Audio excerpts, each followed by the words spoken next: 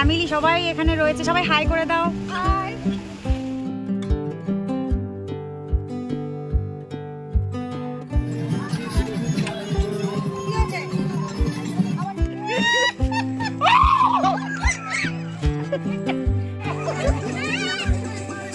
বড় করো, নাচো নাচো।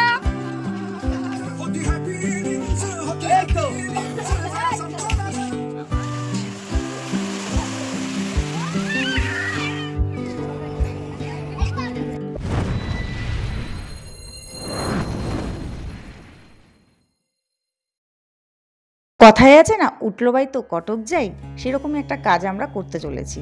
আসলে হঠাৎ করে প্ল্যান হয়েছে ঘুরতে যাব। কোথায় যাচ্ছি সেটা তোমাদের সাথে পরে শেয়ার করছি। হ্যালো বন্ধুরা, তোমাদের সকলকে আমার আরেকটা নতুন ব্লগে ওয়েলকাম জানাই, তার সাথে সাথে আমার চ্যানেলেও। তোমরা সবাই কেমন আছো? আশা করছি তোমরা সবাই খুব ভালো আছো, আর আমিও খুব ভালো আছি।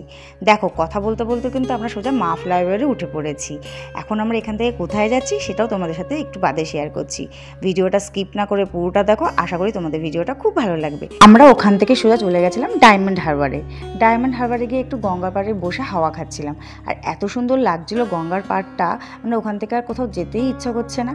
ওখানে কিন্তু শেষ নয়, আরও একটুখানি যাওয়া বাকি আছে। সবে তো মাঝখানে আমরা একটু ব্রেক নেওয়ার জন্য ডায়মন্ড হারবারে দাঁড়িয়েছিলাম। তো ওখান থেকে দাঁড়িয়ে আমরা একটু সবাই মিলে একটু গল্প আড্ডা দিচ্ছিলাম। তারপর জামাইবাবু আমাদেরকে একটু আইসক্রিম কিনে দিল, সেই আইসক্রিমটা বসে বসে খাচ্ছিলাম। আর এদিকে তোমাদের দাদাভাইকে আমি খুঁজে পাচ্ছিলাম না বলে আমি আসো একটু ছবি তুলে নিই, একটু ভিডিও করে নিই। তাই তোমার দাদাভাইকে নিয়ে আমি একটু ভিডিও করে নিলাম। তারপর এদিকে আমাদের ছেলে ভীষণ বায়না করছিল চিপস খাবে, তাই ওকে একটা চিপসের প্যাকেটও কিনে দিয়েছিলাম। আর এদিকে গঙ্গার পাড় থেকে না আমার বেরোতে একদম ভালো লাগছিল না, মানে ওখানেই বসে যাই। কিন্তু কি করা যাবে, এখনও তো আমাদের ফুল ডেস্টিনেশন কমপ্লিট হয়নি না, সেখানে তো যাওয়া বাকি আছে। চলো কোথায় যাচ্ছি, আমরা যাচ্ছি বকখালিতে। আসলে বকখালি হেনরি আইল্যান্ডে যাচ্ছি, ওখানে আমার বোনের বরের পোস্টিং ছিল। সবাই মিলে ঠিক করলো যে ওখানেই ঘুরতে যাওয়া হবে। তাই দিনে দিনে আমাদের সব প্ল্যান হয়েছে, উইদাউট এনি প্রিপারেশন আমরা বেরিয়ে পড়েছিলাম। তারপরে সোজা আমরা পৌঁছে গেছিলাম যেটি হেনরি আইল্যান্ডের রিসর্টে। ওখানে গিয়ে তো আমরা মানে রীতিমতো একদম টায়ার্ড হয়ে গেছি, কিন্তু সকালে বেরিয়েছি 12টার দিকে, আর পৌঁছতে পৌঁছতে বিকেল 5টা। তারপর ওখানে গিয়ে বসে একটু বিশ্রাম নিলাম। আর এদিকে দেখো সবাই মিলে খেলতে শুরু করে দিয়েছিল। সবাই মিলে, আমার ছেলে, আমার বোনের ছেলে, তারপর মানে আমার দিদির ছেলে, সবাই মিলে এখানে খেলাধুলা শুরু করে দিয়েছে। তারপর আমরা রুমে ঢুকে একটু ফ্রেশ হয়ে নিয়েছিলাম, কারণ প্রায় তো সন্ধ্যা হয়েই গেছিলো। ওই দিন তো কোনো জায়গায় সেরকম ঘোরার জায়গা ছিল না। কিন্তু হঠাৎ করে জামাইবাবুরা বললো চলো বকখালিতে গিয়ে ঘুরে আসি, মানে সমুদ্র পাড়ে। তো আমরা সোজা চলে গেছিলাম বকখালি সমুদ্র পাড়ে। ওখানে গিয়ে তো একদম চারিদিকটা একদম অন্যরকম। আমি আজ থেকে ঠিক 6 বছর আগে গেছিলাম, বিয়ের প্রথম বছর আমরা গেছিলাম ঘুরতে বকখালিতে, আর তারপরে এত বছর বাদে যাওয়া।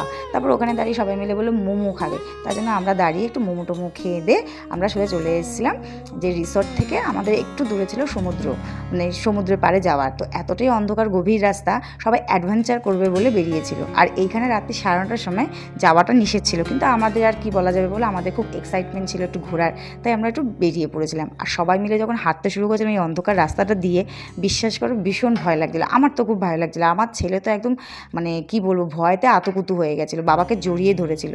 আর ওকে বোর্ডটার মধ্যে লেখা ছিল সমুদ্রের পাড়ে যেতে না, কারণ ওখানে চোরাবালি আছে।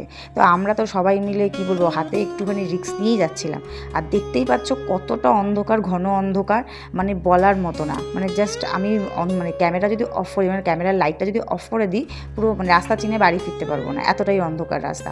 কিন্তু যাই হোক, আমাদের ডিরেকশন দেওয়ার জন্য একটা লোক ছিল বলে খুব একটা সমস্যা হয়নি। তারপর সমুদ্রের পাড়ে গিয়ে আমার এত ভালো লাগছিলো হাওয়া খেতে, মানে ওখানেই থেকে যাই। আর সবাই মিলে সমুদ্রের মধ্যে জলে নেমে পড়েছিল একজন একজন করে। দেখতে পাবে, দাঁড়াও, এই সবাই মিলে টর্চ লাইট নিয়ে দেখো এক জায়গায় জড়সড়ো হয়ে দাঁড়িয়েছি, যে কেউ কোথাও যেন না চলে যায়, কারণ অন্ধকার রাত্রি তো একটু সাবধানতা তো বজায় রাখতেই হবে বলো। আর ফ্যামিলি নিয়ে যাওয়া বলে কথা। এই যে দেখছো এখানটা বলে খালের জল, তোমাদের দাদাভাই বলছিল যে এখান থেকে খালের জল নাকি পাস হয়, আর আমরা সবাই মিলে সেই নিয়েই খুব হাসাহাসি করছিলাম। তারপর ওখানে দাঁড়িয়ে বললো মোবাইলের লাইটটা অফ করে দিতে, কারণ আকাশে যে চাঁদের আলোটা ভালো স্পষ্ট দেখা যাবে।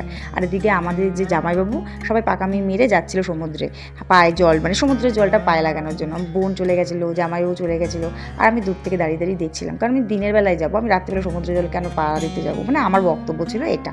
তারপরে এই অন্ধকারটা কাটিয়ে অ্যাডভেঞ্চারটাকে কাটিয়ে কুটিয়ে তারপরে আমরা এসে রাতে ডিনার করে নিয়ে নাচানাচি শুরু করলাম। সবাই মিলে খুব হই হুল্লোড় করলাম, আনন্দ করলাম, গান জ্বালিয়ে ভীষণ নাচানাচি করেছি, ভীষণ আনন্দ হয়েছে। মানে ওই একটা দিন, গোটা একটা দিন আমাদের কাছে ভীষণ ভালো কেটেছে, সত্যি কথা। এরকম হুটনাথ কোনো একটা প্ল্যান করাটাও সত্যি মানে ভীষণ মজার বিষয়। তারপর পরের দিনকে যখন আমরা ঘুম থেকে উঠি, দেখো চারিদিকটা পুরো, এগুলো কিন্তু এক একটা মাছ চাষ করা হয়। মানে আমার যে বোনের বর, সে কিন্তু ফিশারি এক্সটেনশন অফিসার, মানে সে এইখানকার দেখরেখ করে।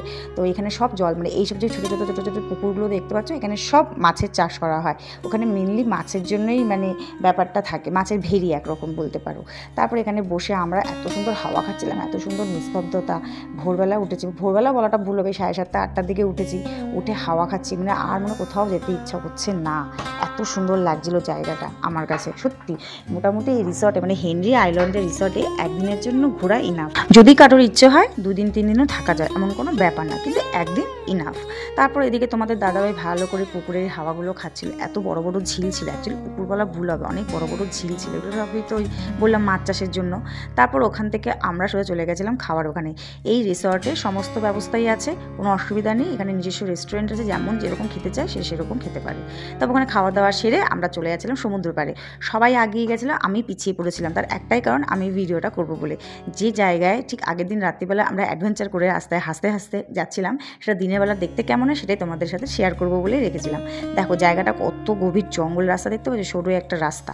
এই জঙ্গল দিয়ে আমরা আগের দিন রাত্রিবেলা ঘুরু ঘুরতে গেছিলাম। তারপর এখান থেকে সোজা চলে যাচ্ছে যে সমুদ্র পাড়ে, দেখতে পাচ্ছি বেশি দূর না, রিসর্ট থেকে একটুখানি হাঁটলে হয়তো 2-3 মিনিট হাঁটা পথ। যদি ঠিকঠাক করে হাঁটো 2-3 মিনিট, আর যদি ঢিকির করে হাঁটো তাহলে 5-7 মিনিট লেগে যাবে। তারপর ওখান থেকে সোজা হাঁটতে হাঁটতে আমরা সমুদ্র পাড়ে যাচ্ছি, আর গিয়ে দেখে অলমোস্ট সবাই সমুদ্র জলে নেমে পড়েছে, আমি পিছিয়েছিলাম। আর জায়গাটা যেহেতু এত সুন্দর লাগছিল তাই ক্যামেরাবন্দি করছিলাম। আর ওদিকে দেখো দূরে সবাই মিলে সমুদ্র জলে নাচানাচি করতে শুরু করেছে। আমার ছেলে সমুদ্র জল দেখে আগে খুব ভয় পেত, কিন্তু আমি যখন যাই তখন দেখে অলরেডি আমার ছেলে সমুদ্র জলে চুবনি খাচ্ছে। আমি সেটা দেখে পুরো অবাক, মানে এতটা ও আনন্দ করেছে, আমারও আনন্দতে খুব আনন্দ পেয়েছি। আর এই দেখো সমুদ্রের পাড়টা পুরো ফাঁকা, কেউ নেই, শুধু আমরাই ছিলাম। এতটা ফাঁকা আমি ভাবতে পারিনি, আর সত্যি খুব মজা করেছি, এত আনন্দ করেছে। আমার ছেলে তো ভীষণ আনন্দ করেছে, জল থেকে ওঠার নামই করছিল না। আর ওই সময়টা যেহেতু জোয়ারের টাইম ছিল, জলটা আরও আগিয়ে আসছিল, তাই সবাইকে সাবধানতা অবলম্বন করতে বলছিল। ওর মধ্যেও আমরা খুব আনন্দ করেছি, সত্যি খুব ভালো লেগেছে। তারপর ওখান থেকে আমরা স্নান টান করে ফ্রেশ হয়ে সোজা চলে গেছিলাম আমরা লাঞ্চ করতে। লাঞ্চ করে তো আমাদের বেরিয়ে পড়তে হবে, কারণ সকাল সকাল যদি না বেরোই তাহলে আমাদের ঢুকতে রাত হয়ে যাবে। তাই আমরা দুপুর খেয়ে দিয়ে আমরা বেরিয়ে পড়েছিলাম। ভেবেছিলাম ব্লগটা বোধহয় এখানেই শেষ করে দিতে হবে, কিন্তু এখানেই শেষ নয়, কারণ আমরা যাওয়ার সময় ঠিক ডিসাইড করলাম যে যাওয়ার পথেই তো মানে স্বামীনাথের মন্দিরটা পড়ে, তো সবাই মিলে ঠিক করলো যে স্বামীনাথের মন্দিরটা একবার ঘুরেই যাব। তো তাই জন্য আমরা ভাবলাম না চলে যাই, কিন্তু আমি তো বেশিক্ষণ গাড়িতে ট্রাভেল করতেই পারি না, বেশি ট্রাভেল করলে আমার ভমিটিং স্টার্ট হয়ে যায়।